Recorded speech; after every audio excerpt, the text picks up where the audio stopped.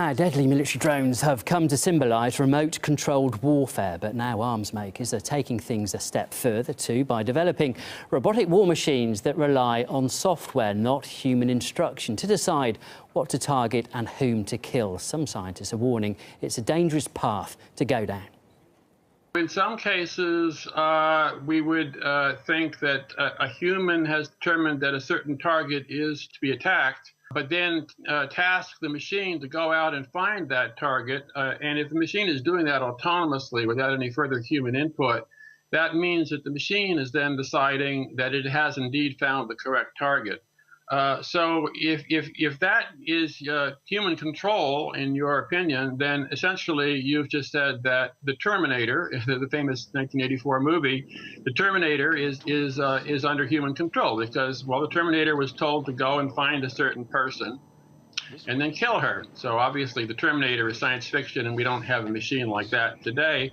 But we are developing missiles that, for example, would be tasked to go out and find particular targets, such as particular ships or tanks or whatever, and then the missile on itself decide that that is indeed what it was looking for and then attack it.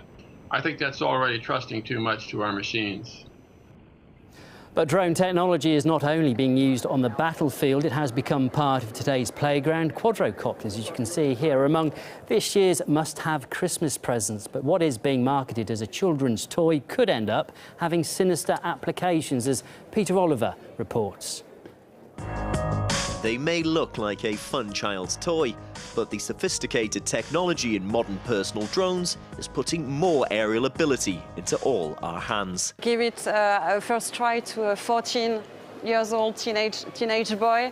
Honestly, in 5 minutes, he's doing figures and everything. I'm just, wow.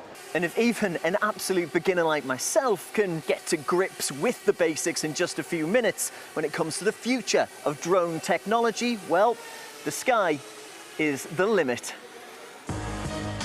Flying at speeds of more than 100 kilometers an hour, able to tower over city landmarks with a range of around 2 kilometers, even above the clouds where airliners crisscross the skies. This is part of a conversation between air traffic control and a pilot after a near miss between a plane and a drone over the UK. The air traffic controller asks if the pilot knows how far away the model was from him, and from the pilot's point of view, he says it was far too close. Those designing the latest drones say that it's up to the individual to take responsibility for where they fly. It's like having a car. A car has been built to drive on the road, not to make accidents or kill people. Unless you have a mind to do so. First up is the Sparrowhawk, the world's smallest and cutest killer drone. We built a drone with all the bells and whistles. Posting videos online, groups of drone enthusiasts have come up with various ways to equip them with weapons. We even went a step further by adding a mount for a handgun to see how safe or dangerous an armed drone would be in the hands of a civilian. The drone cuts down the targets at a venomous pace. It seems inevitable that they're going to be used in ways that the inventors and manufacturers could have never imagined. Potential security risks were brought into focus when an uninvited guest dropped in on German Chancellor Angela Merkel during an event in Dresden last year. But as drone technology becomes more and more easily available, you could find that even in your most personal, private moments, that you're not alone, and in fact, you're being snooped on by flying, prying eyes. It's bad enough being caught in your pajamas. It could be a lot worse, though. They pose a huge risk to privacy, to our privacy. Basically, the more this technology gets developed, the more there is possibilities it can really go deeper and deeper in our privacy. The smaller they get, the less you can see that somebody is even filming you. So it is really like a danger that it becomes like a spy technology everybody can use in the daily life.